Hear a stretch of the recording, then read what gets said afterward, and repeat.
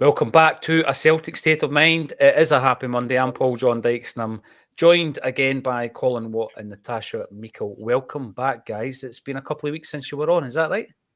It has for me, yeah. Various things getting in the way, but I'm delighted to be back and joining you guys on a Monday to talk all things Celtic. And since I was last on, things have been going pretty well, haven't they? First cup in the bag of the season, first of more than one, I'm sure.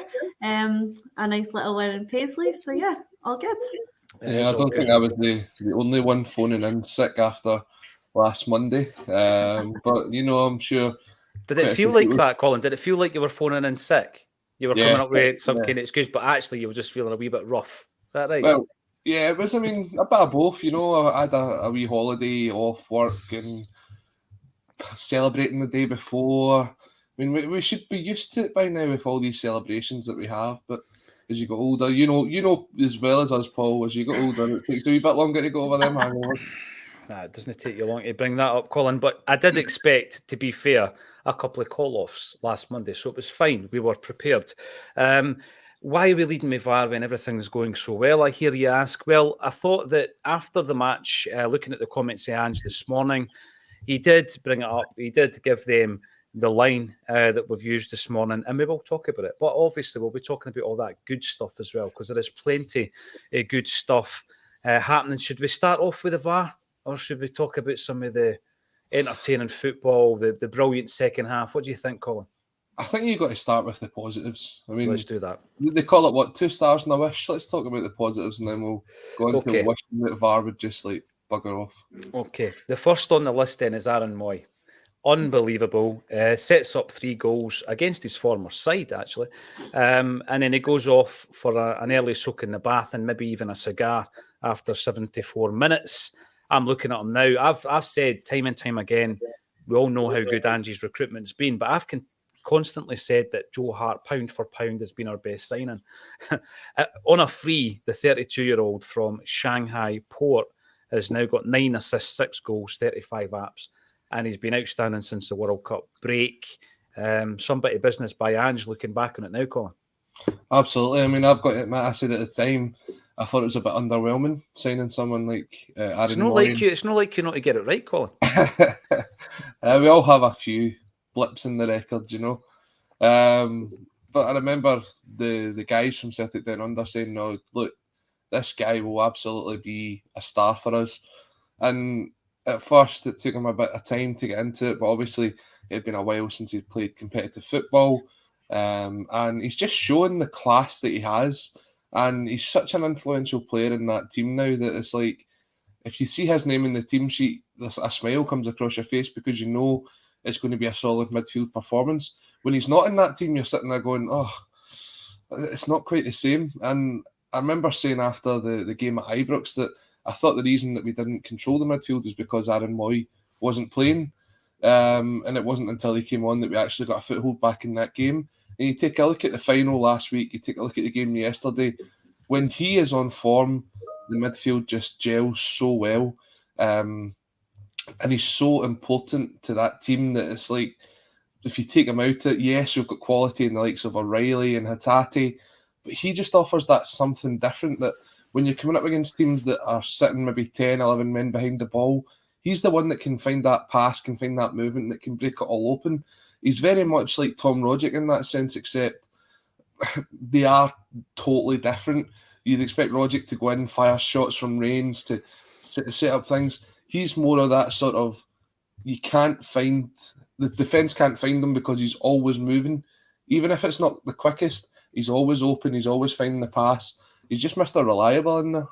Yeah, he definitely is. And I think that when you look at the importance that he now possesses for this side, Natasha, like Colin says, often you think he makes you tick. I remember going back to when we signed him, talking to the guys over in Australia, and looking at the fact that we'd lost Beaton and Rogic, and I was asking, you know, what kind of elements of those players' games rather, does Aaron Moy have? It looks as though he possesses both. Yeah, I mean, his defensive work is brilliant. He breaks up attacks constantly. And then what he's got in the bag in terms of assists, shooting from distance. You know, you always think to yourself, even on the penalties, you're quite confident that he's going to put them away. And he has been a really shrewd move by Ange Postecoglou, isn't he? A fantastic signing. I will never get tired of talking about how brilliant Aaron Moy has been for us this season. You know, when he came in, I do understand some of the doubt that might have crept in. He was a player who hadn't played very much football for a long period of time, but he'd already played at a high level. He was quality, he had quality, played at a high level, he had that experience. He just hadn't played a lot of football. So after a few games of settling in, I think we began to see very quickly what an important player he was going to be because of the quality that he had and the way that he added something to the middle of the park that we didn't currently possess. And since then, he's just got better and better. His form leading up to the World Cup was good. He went away and had the World Cup experience with Australia, in which he performed exceptionally against some of the best players in the world. And he came back from that with the experience of having played at the World Cup, the confidence of having played so well at the World Cup, the lift from his country having done so well at the World Cup. He came and brought all that back to his Celtic performances. And he's just been absolutely fantastic, you know, and it's really given him that extra level, I think, to go and be one of the first names on the team sheet. Matt O'Reilly was doing absolutely fantastically. He was. Obviously, when McGregor had to spell out, it did move O'Reilly's position slightly and he never quite got back into his groove. But it was going to take a lot to displace some of those midfield players. And Aaron Moy made that happen just by the quality of his performances. Like Colin touched on, he does give us something that we haven't or we didn't have when he came in. For me, it's his range of passing that he's brought that's absolutely unique to the middle of the park. His passing accuracy is just special and it's so important to what we do as a team going forward. There was a moment in Paisley yesterday where we were relatively under the cosh at the back and that's where he picked the ball up. And his vision for himself and for the other players and his range of passing allowed us to go from where he was not far from our own box to setting up an attack on the wide right just because of his movement, his vision, his range of passing that was just all so accurate. And he started what proved to be a very good attack for us that we won a corner from. And that was just one example of the sort of thing that he's able to do and the sort of thing that he brings to the game.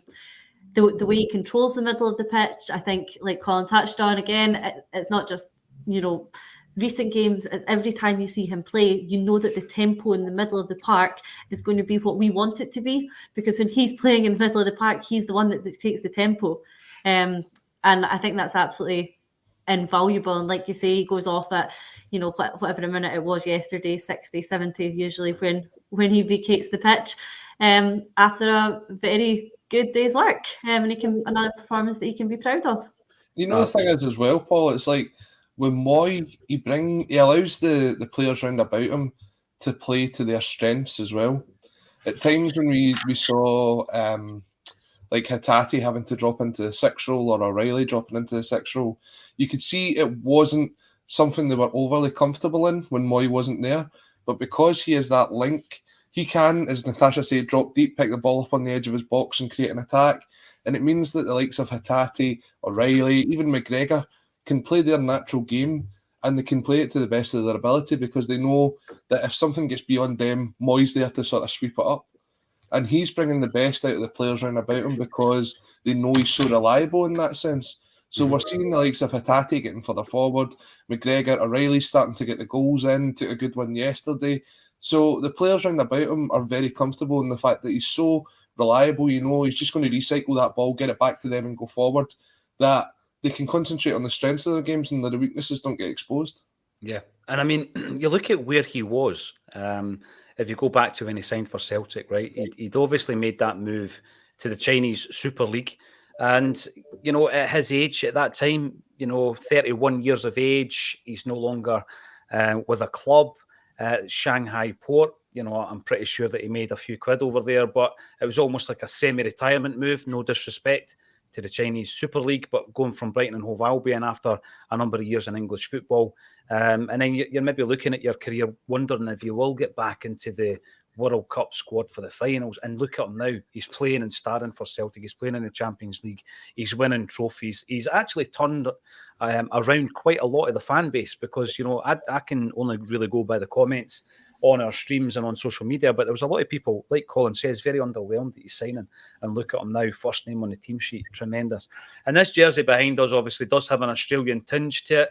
This is one of the Acsom concept kits. It's an original kind of early 90s Adidas template, and we've had the shamrock embroidered on it. That's going to be the prize for subscribing. Simply subscribe to A Celtic State of Mind on YouTube, and one of our subscribers will be getting that jersey. We'll also be announcing this week a couple of winners of the VIP tickets. The first winner didn't claim theirs and hasn't got back to us, despite us shouting their name out a few times. Brass neck, they're still waiting for you if you want a couple of VIPs. If not, we'll give them to someone else. But this week, subscribe to the channel and you could be in possession of this vintage retro Adidas kit, which has an Australian tinge to it. We are going to be keeping it positive by moving on to Jota, but I'm going to bring this wee mention up from Jungle Line. This was this morning, wasn't it, on Sky Sports, where Dermot Gallagher comes in and he has a look at decisions and he gives a balanced view on it. He's watched the Rangers Kilmarnock game, and he's basically said that Rangers penalty shouldn't have been a penalty and Kilmarnock's non-penalty should have been a penalty. So we could have called that 2 each then, right? But it's interesting when you look at this with no bias as a professional, you know, what the actual outcome is. And we're going to be talking about that once we get to the VAR, because the main man did bring it up. And we've also got the urban culture back into the comments section. I loved how Boyd kept referencing Dallas as being on VAR and getting it right. A lame attempt at trolling us. Well, we keep winning. We'll be talking a wee bit about some of the media comments as well. Jota, I thought he was not as bad as some of the comments made out. You were at the game, Natasha. What was your take on Jota's first half performance?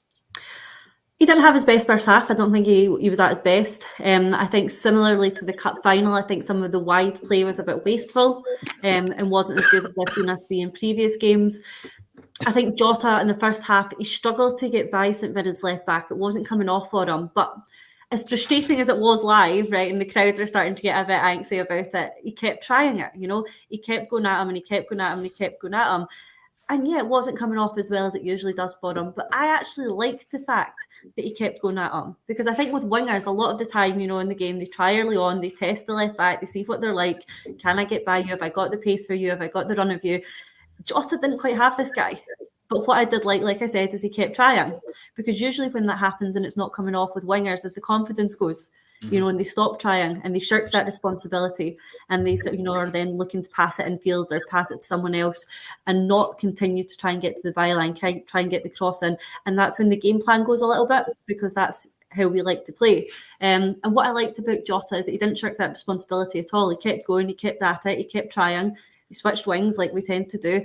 And it came off, you know, eventually 56th minute, it comes off, he gets his goal. Second half, I think it's a lot better for him. And I thought it was interesting as well that when Ange chose to bring Abada on, it was clear that Jota wasn't having his best performance in a Celtic strip. It happens. But Ange chose to stick with him. You know, he didn't hook him for Abada. I think that would have been a very easy option, would have been to look at him thinking, you know what, he's not having his best game.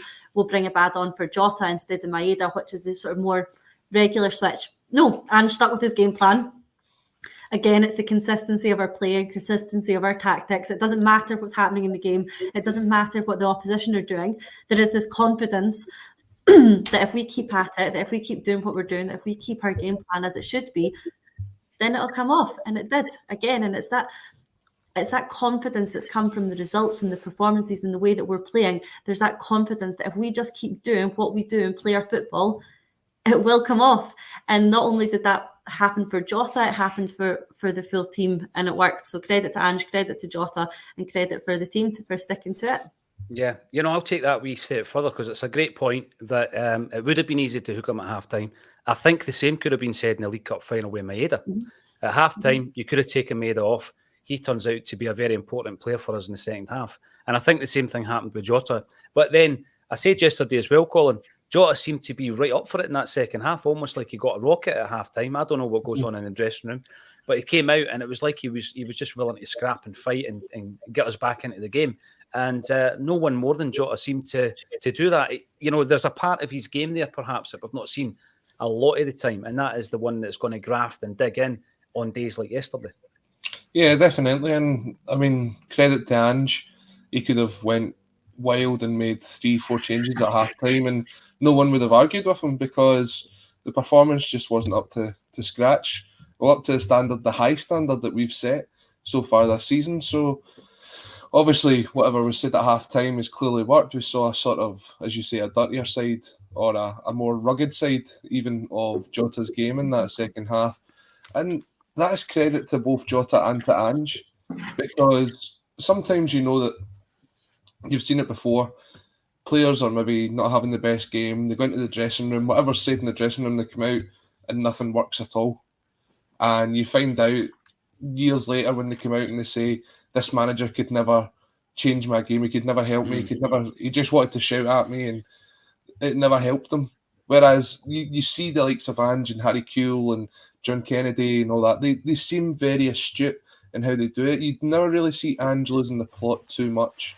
Everyone's obviously seen that clip for when he was the Australia manager, but I think that's very few and far between from the stories that you hear from players. I thought you were going to mention the wee meme that's obviously been doing the rounds in the last 24 hours. That's a cracking one with Carter Vickers, but we'll get back to that. He's always one that everybody says, well, we need to look for a plan B and a plan C and a plan D, and we don't really have major differences between all these.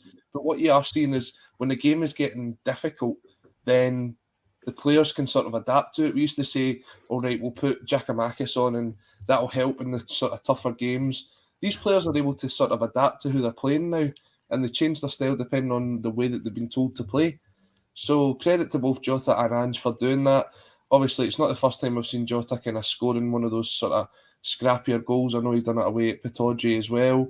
But it was important that we got that one. And you saw the importance in his face and the encouragement he was given as soon as he scored. Straight back to the halfway line. It's not done yet. Let's keep going. We need to keep going. And it's very, very important that we see that in the players. There's so often players can just let the heads go down when they're getting beat. And if they score one, it's like, all right, we're back in it. Let's just go back to the way we were playing. Celtic had that sort of... They had that sort of like oomph behind them yesterday that they were, we're not accepting this. We've been here before. This has happened to us before. Once we're back in this game, we're going for it. Yeah, I mean... The other thing about Jota is, the opposition crowd were really getting on his back, booing every time he touched the ball. And, that doesn't happen to him very often. But they were really on his back and he was thriving under it. Every time the ball was out of play, he was waving up the Celtic fans. He was really pumped. He was really up for it. And that's something you don't see from him too often. Usually you see them, he's enjoying his football. He's loving his tricks and his flicks and he's enjoying his game. And I love that about him, how much he enjoys playing football, because I think that shows in the way that he plays. But it was a slightly different test for him against St Mirren on Sunday with this sort of atmosphere and this sort of, atmosphere around about him and when he was on the ball, and he thrived under it. And it was a new test for him and he definitely stood up to it. I like that side of him. Yeah. And the thing about that as well is it shows the quality of the player.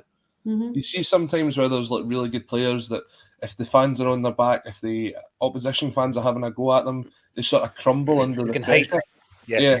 Whereas Jota's obviously stood up and been counted for yesterday and was so important as part of that comeback. So it shows that he is someone who can handle the difficult situations, and there's very few of them. I mean, even some of the best players in the world, I don't know if you managed to see that annihilation of the Liverpool-Man United game yesterday, but Bruno Fernandes was an embarrassment to his team. He wanted to come off every time there was a sub made, every time there was a goal. He's walking about, his kind of hands are crossed. It was one of those people that you were almost playing with a man down. And some people, when they're under that pressure, when they're getting abuse from their own fans, when they're getting abuse from the home fans, they will crumble like that. But as Natasha says, Jota stood up to the cause yesterday, and it shows a lot of his personality and his determination to prove his worth to the team. Yeah, he didn't hide. I was speaking, I found it quite interesting actually talking to an ex-pro who, because you don't expect this from professionals, like the example you've just given, Colin, players to hide. And people said, this particular player said that some of his ex-teammates would hide in plain sight. It was like they would put their hands up shout for the ball, but they're standing behind the defender, knowing that the ball was never going to be played. So they're making out like they want to be involved, but they're actually hiding on the park. And I don't think that Ange Postecoglou would tolerate that.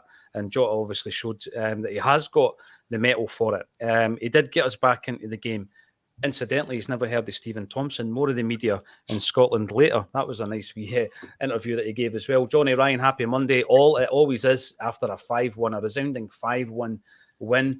Hoops boy, Liverpool trying their best to be Celtic by releasing a green Hoops kit. We'll be talking about kits very briefly later on in the show, but I have seen that one. It actually puts me in mind. Various prototypes are made when a club is obviously given it the okay. And back in the day, I don't know if it was all graphic based, but they actually used to make the kit. So they would make the kit and maybe give Celtic 2 or 3 options, and they'd all be lying on a table. And when I was doing my research in the Celtic jerseys, I managed to get 2 prototypes, but I know that there are a few others out there. And back in the 90s, Gola were pitching for the Celtic deal. The Umbro deal was coming up. Gola, that bastion of fashion, was trying to get the manufacturer's deal at Celtic, and they produced a range of prototypes. One of them looked extremely like that Liverpool kit, Colin. Mm-hmm. It was almost like a zigzag static hoops. Yep. And the other one, which I managed to get my hands on, ended up in the book, which was actually ridding us of the hoops. So thank God they didn't get the contract. We are going to talk about VAR, get a couple of more comments in first. Keith, welcome to you again, all the way from Plymouth. And Mark is actually doing a fantastic project at the moment where he is travelling the length and breadth of the country, getting ex-Celts to sign their page in my book, and he's keeping everybody updated on Twitter, and it's looking absolutely tremendous. He's got some quality names in there already. And here we go, Natasha. This is one for you. I have no idea where Paddy's coming from. Good to see Natasha's not away on holiday for a change. You do like a wee jaunt here and there, don't you? What? No way. I have no idea where that comes from. Not at all. Listen, Paddy knows your movements. And Ange on VAR, he says, VAR doesn't miss anything, especially with us. That's the tagline. And I just think, like you said at the top of the show, just when you think that you might not have to go on about it, it comes back and rears its ugly head again. Natasha, we've been hearing what Gallagher said yesterday, Dermot Gallagher said about the Rangers Kilmarnock decisions. What do you make of the big decisions yesterday in the Celtic game? Oh, it's just frustrating again, Paul John, that every time we come here on a Monday, we're talking about VAR more often than not. We're talking about whether the decisions were right, whether they were wrong. And it's usually, again, we're split on it. Or there's certainly some division over it online. And it's showing to me that it's not working. Because while there's still so much subjectivity and there's still so much debate, it's not working because it's not helping getting the clear and obvious errors out of the game, because there are still errors, as we have seen across the weekend in multiple games. The ones for our game, I think that the handball penalty that we gave away at the start of the game, I think that was right. I don't have too many complaints about that. The frustrating thing again is on that one is coming back to fan experience. The fan experience of that in the stand wasn't good. The game went on for how long before that was pulled back? 3 minutes. I think it was 3 minutes. I mean, that's ridiculous. For a fan in the stand to not know what's going on and then to have it called back for that, and the only way that we have any idea of what's happening is through updates on our phones. Yes, the decision probably was right in the end. I'm not arguing about that. But in terms of fan experience, VAR is absolutely killing it. So until we have a system that works efficiently, effectively, with people in charge who are competently able to run it, then we shouldn't be using it in our league games. But we are. And it's not an overnight fix. I think, for me, the problem is that the people running it are not capable of running it effectively and efficiently. And until we address that problem, VAR is going to continue to fail. The idea in principle is absolutely fine. I don't have too much of an issue with that. It is just the way that it is being implemented in Scotland at the moment is absolutely killing the fan experience. And I can only imagine how bad it is for the players on the park and the managers on the touchline if it's this frustrating for the fans in the stand. So again, we've went over it and over it until we iron out these issues. It's not going to get any better. The problem is we're not investing properly in our referees. We're not investing properly in their training to make them better at their job, which they need to be able to do to implement this properly. And until we do that, we're going to face this every single Monday, aren't we? Yeah, absolutely. See that first decision, I tend to agree with you, right? Looking back at it yesterday, and we spoke about it at half-time, correct decision, but it's right in front of the referee. It's right in front of him, a few yards away. There's no obstacles in front of him, and he doesn't see it. So you get that, yeah, obviously, clear and obvious error. VAR can come in and sort it out, and that's fine. Am I right in saying, though, in that 3 minutes, if Celtic had gone up the park and scored, the goal is also disallowed? Yeah. That's it. That's when it gets to the ridiculous stage, Colin. And that is going back to what Natasha said, because we're not using it properly. The officials are not using it properly. Those 3 minutes are dead. Whatever happens in those 3 minutes, nothing really contributes to the game of football. Mm-hmm. But did those 3 minutes get added on? No, they don't. And and I'm not having a go at Natasha here. What I'm saying is, what Natasha said there today, you go back 3 weeks, 4 weeks, you'll hear me saying the exact same thing. You go back 6 weeks, you'll hear someone else saying the exact same thing. But nothing has changed, and it continues not to change. I said before even VAR was introduced, it would be the worst thing to come into Scottish football. And we were told, no, it'll stop all this cheating, it'll stop all this, that, and the next thing. It's not. It's made it 10 times worse. 10 times worse. I think it's just made these bad decisions more apparent. I think it's just let us analyse them at a deeper level and brought them more into the public debate and brought more videos onto social media and things like that. So I think it's just actually increased the debate, if anything else. There's still people this morning debating whether Kyogo's was a penalty or was a free kick. It's not helping. What I'm surprised at is you get this sort of delay of a couple of minutes when people are looking at goals. I watched the English Premier League highlights and stuff, and it's almost instantaneous that they know whether it's offside or if it's a goal or if there's been a handball or something like that. The only one in that Liverpool game yesterday that was potentially brought up was the one, I think it was the 6th goal that Salah put in, and they checked for offside, and even that, when looking at it in the light of day, he's a mile onside. So these sort of decisions are slowing down the game. As Natasha says, it's terrible for fan interaction. You go to some of these grounds, and unless there's a big screen, there's no way that you know that a VAR check's underway, unless the stadium announcer says that it's underway. Do you think they even consider that, though, Colin, the fan experience? Of course not. And the fact is, the clubs in Scotland now, if they can get away without using it, they will. You take a look back at the Scottish Cup ties that took place a couple of weeks ago. Inverness were at Livingston, and David Martindale says it's too expensive for us to run, so we're not going to use it. Yeah. So if we can't, I'm not saying the whole league can't afford it, but for instance, you take a look at the teams that are potentially coming up from the Championship there this year. You've got Partick Thistle, Ayr United, Morton, all in that in Queen's Park. Yeah, in Don't forget Queen's Park. That title race down there. Notice he said Morton, but he missed it at Queen's Park. If you're looking at £10,000 for a game and you've got 20 home games a season, where does this extra £200,000 come into the equation? For a team like Morton or a team like Ayr United, that's maybe half of their annual budget. So it's huge. It's huge. And like you say, when given the opportunity, given the choice, managers or some managers would say no, they won't use it. So like as Natasha says, and as we're all now saying, the referees have to be the first thing we look at. These referees are getting paid £1,000 a game to referee a game.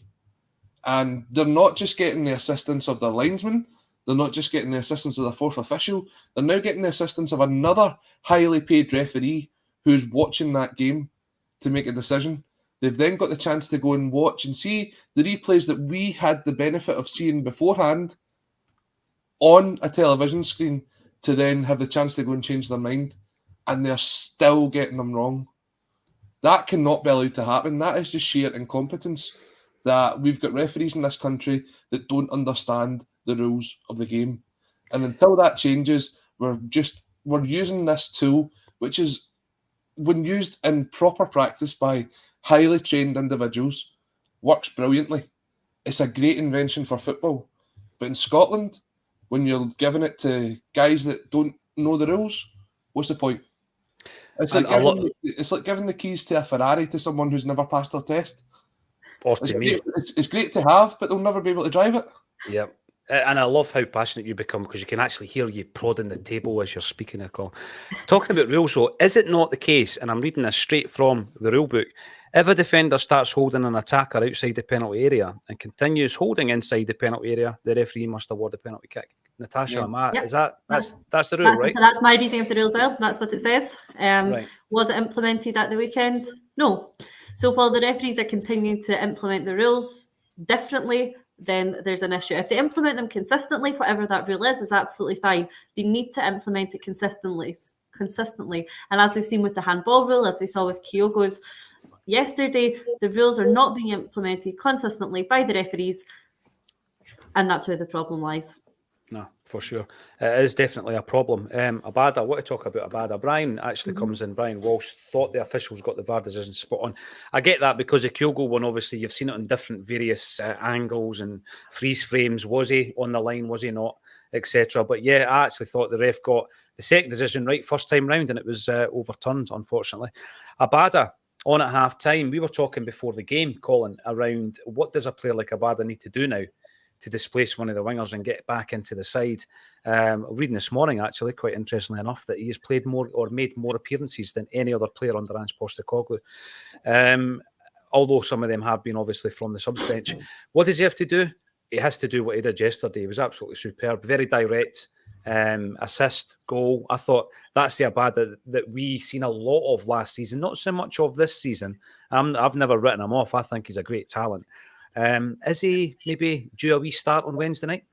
Yeah, I wouldn't be surprised if he doesn't get the jersey on Wednesday night. I think he is one of those players, and I can't believe the question that Ange was asked about him the other day. Surely anybody that's paid attention to Ange Postecoglou's press conferences know if you're going to ask a stupid question like that, you're going to get a stupid answer. But I mean, he is, 22 now? Or 21? He's still young. He's still developing as a player. We all looked last year and we saw when Abada came on the park, within a couple of minutes you could tell whether he was going to have a great game or he was going to be totally anonymous. Now he's contributing more often. We talk about consistency from wide players. If you can play consistently well, you'll keep the jersey. And I think Maeda and Jota so far this season have been very consistent. You take a look at not even just Abada, but the performance of Haksabanovic yesterday. That was something that would suggest he would be able to get in. And in years gone by, if someone came off the bench and put in a performance like that, you would automatically see them in the team the next game. But the way that Ange is, he is very loyal to certain players, but they reward them with that loyalty. It's not like going back to, and I don't like bringing it up too much, but going back to the behind closed door season, we were screaming for players to get given the chance, and it was just a loyalty towards them players that Neil Lennon showed that kept them in the team. But now, with everybody pushing everyone for a jersey, the competitiveness of the team is brilliant. So you know that if there's an injury, someone's not just coming in out the cold, they're coming in having played half an hour for the last 3 or 4 weeks to come in and play. So, yeah, I'm thinking he'll get a shot on Wednesday because Ange has mentioned that he's going to rotate the squad for the next couple of games. But you keep doing that, that jersey's yours to win. And long may that competition continue because it's great for us. I'd rather see 2 or 3 people competing for a jersey playing at the top of their ability than you having to go, oh, he's the best of a bad bunch. Do you know what I mean? Like 5 goals yesterday, 250 goals in 99 games. I know. What more could you ask for? Astonishing. 5 different goal scorers yesterday. Yeah, it definitely is. Jungle Lion thinks that Abada's a better impact player when fullbacks are tired. And we've also got TB1. Wouldn't surprise me if he has bulked up. I certainly noticed a complete change in the physique of Hatate when he came back from pre-season, so that wouldn't surprise me at all. Natasha, what's your take on it? Probably for Maeda at the moment for me. I think he probably should get a start on Wednesday night. Yeah, it wouldn't surprise me at all to see Abada come in. It wouldn't even surprise me to see Haksabanovic come in. And I think one of the things that is driving the high performance levels across the team at the moment is the quality from the bench. We've touched on it before, but the way that we are able to maintain our levels of performance despite making multiple substitutions is really, really important in the way that we're able to see out games, the way we're able to pick up points so consistently and keep everyone's levels so high. You know, we're making 5 substitutions every game and we're bringing on players who are then going on to have a real quality 30 minutes. If that's the person that you've been substituted for and they're coming on and having an outstanding 30 minutes, that's driving your levels up as well. And the player that's coming on for those 30 minutes is desperate to get the starting position the next week, so their performance levels are really high. And like Colin mentioned, that competitiveness is what is keeping the performances so high at the moment. You look at Sunday, and again, it's the usual substitutions. We're bringing on quality like Haksabanovic, Abada, Wata, O'Reilly. We've said it before, but those players walk into every other team in the league. They're starting 11. And I think the difference this season, compared to even last season and certainly through the seasons before that, is that our subs aren't weakening us. Our subs aren't keeping the quality, they're keeping the strength. And in a lot of cases, they're actually improving us. Our performance levels can go up when our substitutes come on. And that's a remarkable achievement. And it speaks volumes to how good the quality we have on our bench is. And of course, we're bringing them on at 60 minutes and the opposition are getting tired because more times than not, they have spent the majority of the last hour chasing the ball and chasing the game. And it's something that I've mentioned before and everyone's mentioned before in this show, is that can you imagine if you're a fullback who has spent 60 minutes defending solidly against Jota, who switches with Maeda, and then you've got to defend solidly against him, and finally you see them getting taken off, and Celtic are bringing on Abada and Haksabanovic. That's demoralising for any team. And I think it probably accounts for why we do tend to score so many goals in that last half hour of games, is because we're able to keep the level and the performances so high despite making all these subs. And that if this 5-sub rule has benefited any team, it's benefited Celtic, because we have that quality and depth that sort of sets us apart, and what is setting us apart at the top of the league at the moment. Mm-hmm. You go, Colin. I was going to say, I heard a great point on the radio yesterday. I can't remember who said it, but they were saying if you look back, even at the Celtic teams under the likes of Brendan Rodgers, Martin O'Neill, even Neil Lennon, and the sort of great years that we had with him, when it got to like 3-1, you could see teams taking the foot off the gas, and they just would kind of cruise out to that victory. They might get another one, but not Ange Postecoglou's Celtic. It's almost as if they're taking absolutely no risks at all. We score as many goals as we possibly can in a game, and we go to entertain people throughout the whole 90 minutes. There was times where you were like, right, it's 3-0 up, 75 minutes, we're just going to coast out the rest of this game. We might create the odd chance here and there. Celtic have scored the most goals in the first 15 minutes and the most goals in the last 15 minutes across the league. And it's not always last-minute winners. Yes, we've got the ability to go and do that, but we score. We make 2-0 games, 5-0 games in the last 10, 15 minutes of a game and kill the teams off. And it's so encouraging to see, because how many times have you went to a game of football and you're like that after 3-0, you're like, right, that's it, game's done. Whereas with this team, you just never know what's going to happen. And as Natasha says, you're bringing these players on, and previously they'd maybe just see out the game. Not now. They're desperate to go on, they're desperate to score, they're desperate to prove themselves. Yeah, desperate for the jersey. We're keeping that going for the whole 90 minutes. And that's the best part about what we're seeing just now. Yeah, definitely. I'm going to actually pull up a game from last season where we went to Paisley. It was the 22nd of December, 21, and we drew nothing each with St Mirren. The reason I'm doing this is because Natasha was talking about the quality that you've got on that bench.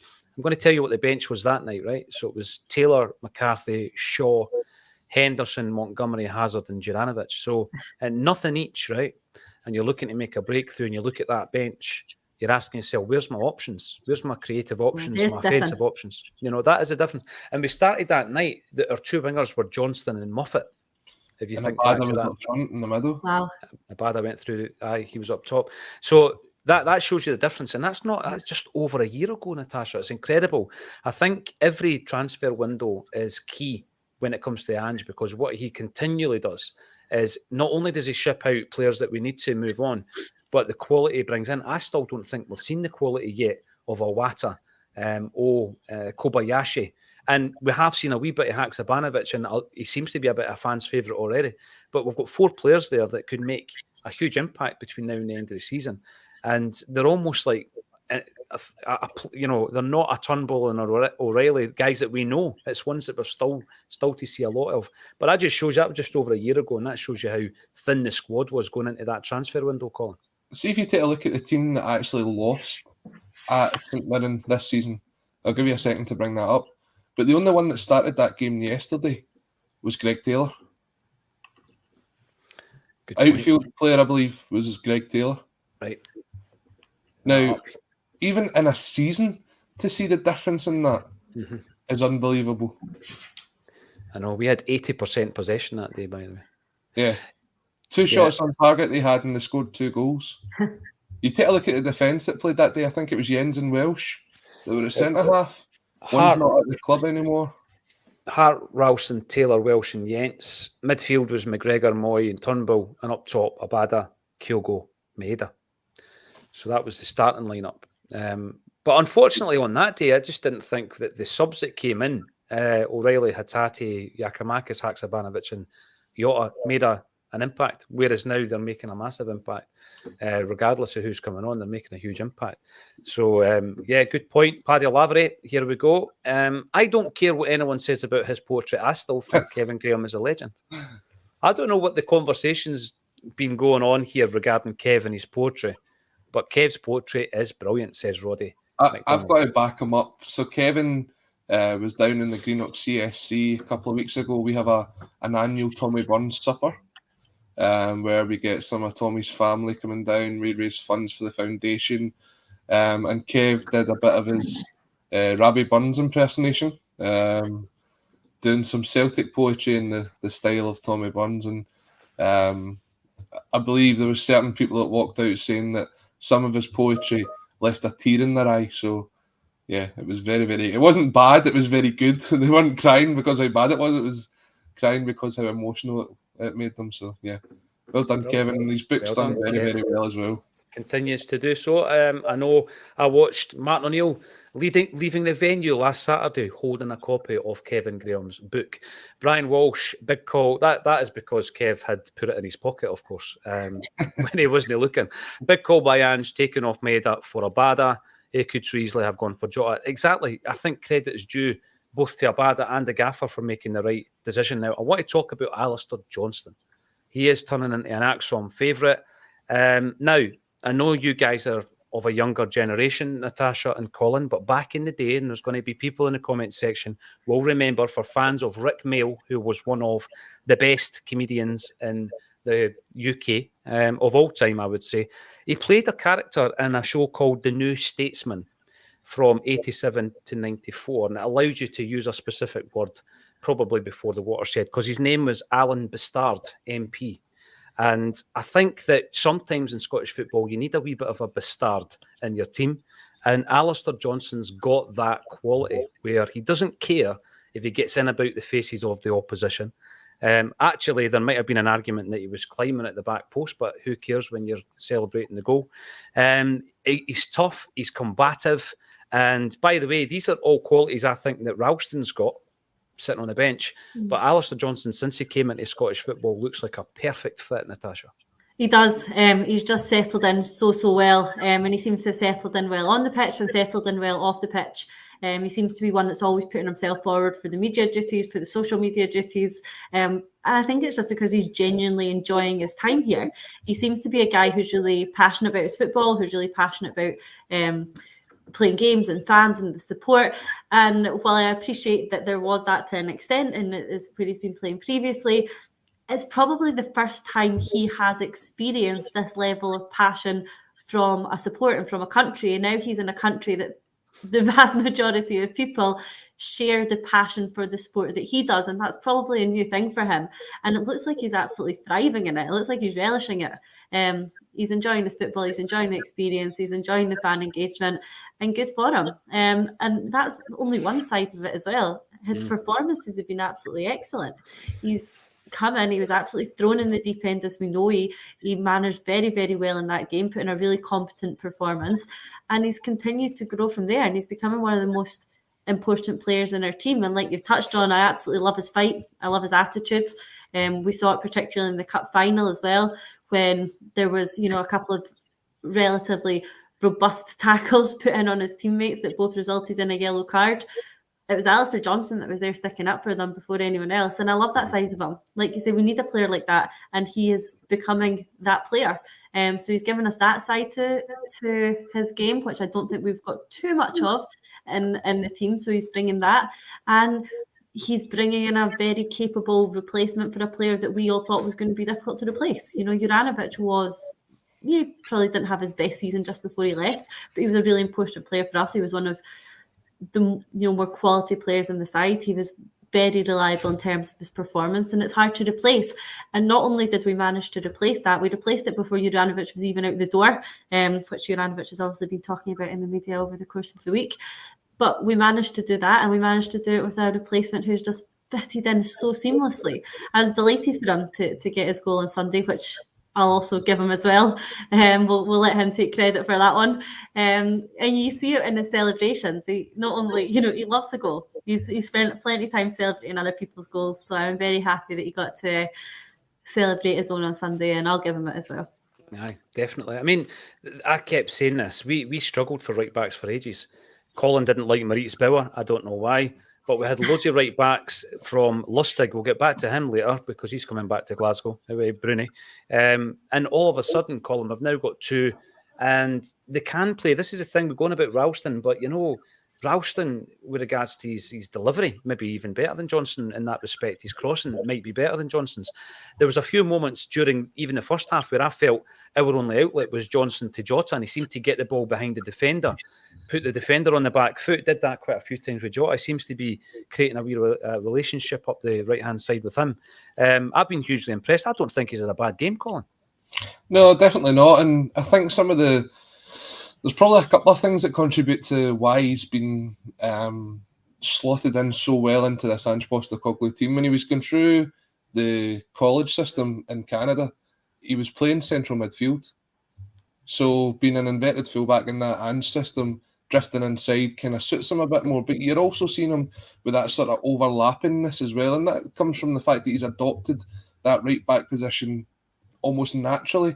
So fair play to the coach that picked up that he could play in that position. It's very difficult, as we've seen some players try to play a different position from where they're naturally kind of used to playing. So he's not been a right back for all his career. He's something that he's grown into.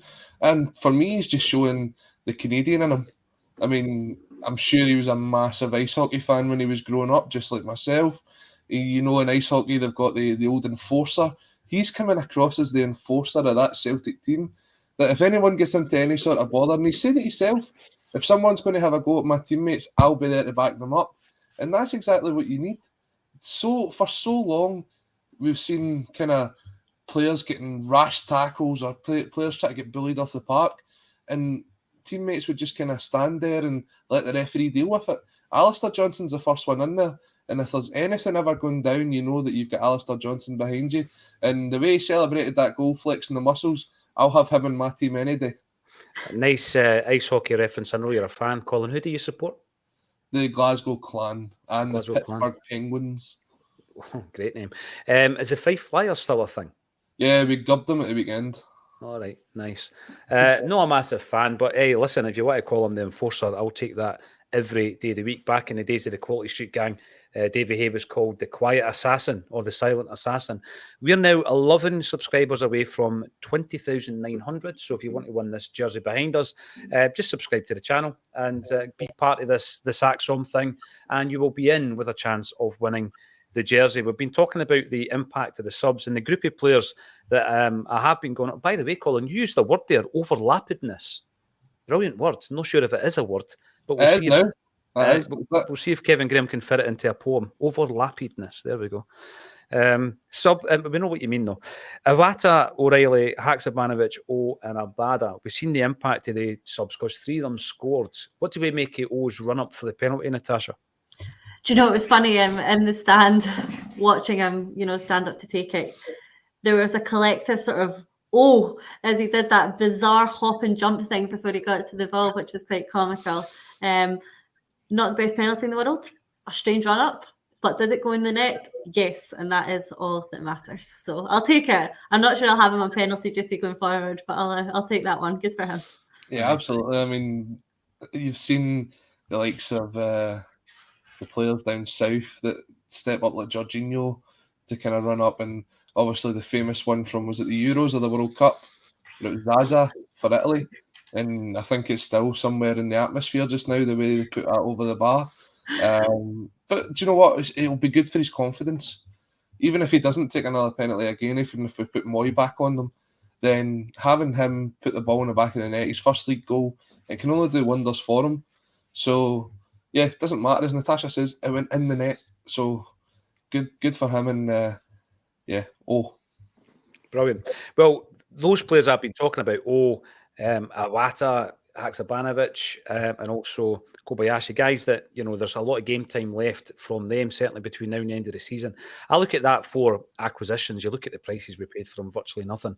And then you look at a wee bit forward to the next transfer window, because as we've said already, Ange is very active and very successful in the transfer windows. But something we spoke about the other week there was the amount of players, Colin, they've got out on loan, 12 players. Very few of them are going to be coming back. We could have a whole show debating who would come back and who wouldn't. Most of them are not coming back.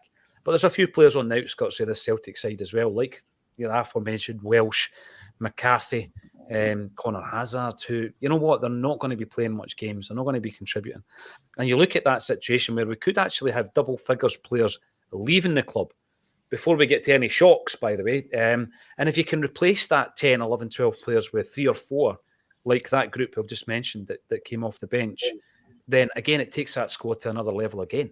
Yeah, and it's something that we have to be very aware of coming into this next window, because if you take a look at the potential list of players we could be missing in January, yes, you can ask for the postponement of games, but I think if you listen to Ange, he's just concentrating on getting the league games done. But you're talking the likes of Maeda, Kyogo, Awata, Moy, all these players, Hatate, that have all been so influential in this team and why they're playing so well. We could be without them for up to a month in January because of the Asian Cup next year. So you take away basically your 2 strikers, you take away your midfield. We do need to bring in these players, and we need them to be like up to the standard of the signings that Ange has made so far. So we're talking about that 3rd striker in January. That has to be a priority now in this window, or the next window coming up, is to get a 3rd striker. So that if 2 of them go to the Asian Cup, you've got someone that you can rely upon. There would be that thing where you could call off the games. Yep. But say you're calling off 2 or 3, maybe even 4 games, it just gives your opposition a chance to put the points on the board. And as we've seen across the seasons, having the points on the board and making the other teams chase, it gives them bigger problems. So I think January, as you say, will move maybe 9, 10 of those players out. But I wouldn't be surprised if someone like Ayeti get another chance, just because if we couldn't get a 3rd striker in. That's the things we're talking about. Even the likes of Mikey Johnston, he's played pretty well when he's been in Portugal. Some of these players will get another chance. Some of them we're going to have to bring in players right away. So the headline from today then is Colin wants Ajeti back. Moving on quickly. Natasha, there is a comment coming up. Why did the girls lose yesterday? And it was obviously part of my plan to speak about this because it was a massive game. And you yourself going from Paisley to the game at the Excelsior Stadium. So you took in 2 games yesterday. Bring us bang up to date with the Celtic women's team. Yeah, of course. No, great. It was a double Celtic day yesterday, which is good. Yeah, obviously from Paisley to Airdrie. Was hoping for 2 lots of 3 points, but unfortunately did not happen. The girls also went a goal down and didn't manage to bounce back in the same way that the men did. It was always going to be a difficult one. Going into the tie, Glasgow City were 3 points ahead, but Celtic had better goal difference, so a win would have seen the girls go top. Glasgow City are a very good side. It was always going to be a difficult game. The only league defeat of the season so far came from Glasgow City earlier in the season when we played them at Petershill. It was, again, a very narrow 2-1. We lost a goal in the 90th minute to lose that game earlier in the season. And I thought they were particularly unlucky yesterday, to be honest. I thought it was a very, very tight game. We lost our sort of key attacking threat, Tasha Flint, who had to go off through injury, and then we lost a goal in quick succession following that. And we didn't play as well as we usually do. We weren't really creating quite enough. We weren't testing the Glasgow City keeper quite enough. And City were very dangerous from set pieces, and game finished 1-0 to Glasgow City. I think a draw was probably a fair result. I think we deserved something from that game. We certainly had the opportunities, but we just weren't able to convert. And as you'll have seen, if you've been keeping up to date, the goals have been flying in recent weeks. There was the 7-0 midweek, there was the 3-0 against Rangers. They are in very good form. They're in great goal scoring form. It just didn't quite come together yesterday. So Celtic are now 6 points behind Glasgow City, still a point clear of Rangers. And we've got one more game before we go into the split. So we play Hibs at Meadowbank this weekend coming, and then we go into the split. So there are still 2 games to go against Glasgow City. So it is still very much in our hands if we can keep up our current form. It's a big ask, of course it is. Glasgow City are a very good side. Prior to last season, when they didn't win the league, prior to that, they'd won 14 in a row. So, they are very good at seeing out a league win. A league title is going to be a very difficult challenge, but the girls are still very much capable of doing it. The games post-split are going to be very important. But what was great to see was the support again along at the Excelsior on Sunday. I think the Rangers game, there was circa 1,500 there. There were certainly over 1,000 there yesterday. So the crowds are improving, and it is having a really positive impact on the girls. So definitely encourage people to go along and get them and get their support, get behind the girls and give them this push as they are looking for the league title. I think it's a bit of a mental thing with Glasgow City and Celtic. I think if you took a look at the 2 teams on paper, Celtic have definitely got the players in that squad to beat Glasgow City, and they've done it in the cup competitions as well. But there always seems to be a thing that when it comes down to the sort of league games, it's almost a case of always the bridesmaid, never the bride. When it comes down to it, they always just seem to come up short. So I think once they get that sort of first victory over them in the league, we could maybe see the momentum change. But I'm sure Fran will be studying over the tape from yesterday and looking to see where they can make the improvements. Is he still wearing that white blazer, by the way? He doesn't every game. No, it's a very smart black jacket, because the weather in Airdrie yesterday, for anyone who happened to see it on TV, I can assure you it was worse in person. There was a nice hailstorm at one point. I'm not sure the white blazer was the perfect outfit choice for that. We should maybe give away our white Fran blazer as a prize, maybe after this shirt here behind us. We've got Jedi 67 Haksabanovic on from the start on Wednesday. It would be interesting to see him getting a few starts, but it's just a case of who drops out, because some of the guys have been on great form, and Johnny Ryan, massive clear out required in the summer. It is, actually, but most of the players have been inherited by Ange Postecoglou. There's just one wee point I'm going to mention here. It's easy to say the media, and that just includes every single member of the media. And I don't like doing that, because I think there are some real quality pundits, journalists out there. But I just think that there was a few comments made over the weekend whereby we should be beating teams because of our budget. And that really bugs me, because it's lazy. It's a lazy narrative. And I go back to, just this week, Colin, or last week rather, we celebrated 29 years since the takeover. That's 3 decades of managing the club properly, to be allowed and to be able to have the budget that we have gained ourselves. No one's waved a magic wand and given us the money. We've went out and earned it as a football club, as a well-run, tightly run business, with proper recruitment strategies. So when I see that argument, I just think, no, I'm sorry, that's just a lazy narrative. That hack that you're talking about is just a bitter, twisted little man who hates seeing success from the green and white hoops, whether it be the team in Leith or the team from the East End of Glasgow. He's making excuses left, right and centre, and it just suits his narrative to post what he wants. But when it's the other way about, for example, when Rangers were beat quite heavily this season off of Liverpool and off of Ajax, it was nothing at all to do with budgets. No. Or if Rangers put 8 past the team, it's nothing at all to do with budgets. There was a good point made again on the radio yesterday where someone said the likes of Hibs, Aberdeen, they probably have twice the budget of the likes of a St Mirren or a Livingston. Does that mean that they should be beating them convincingly every week as well? Never seem to bring that bit up.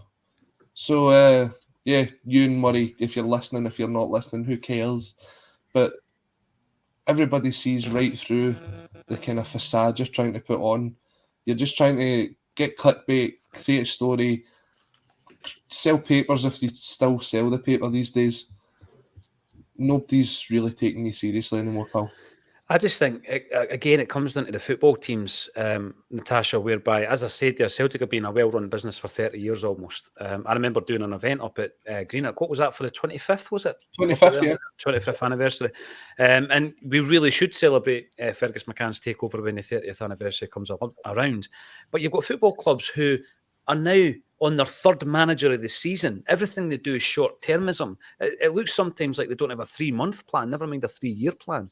So I just think, let's not criticise Celtic for being well-run. Let's have a look at the clubs who, really, when you look at them as a business, they're shambolic.